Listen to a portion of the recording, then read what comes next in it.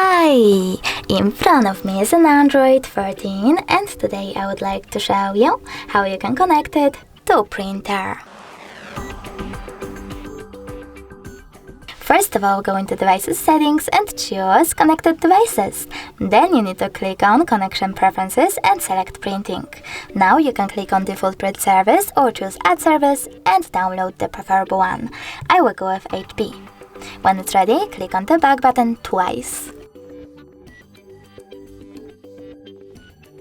Now click on one of those services, I will go with HP1, and tap on this switcher next to your print service if it's not already on. Your device is now looking for a printer. When it finds one, it will connect to it right away. Thanks so much for watching. If you enjoyed this video, don't forget to leave a like, comment and subscribe. Bye!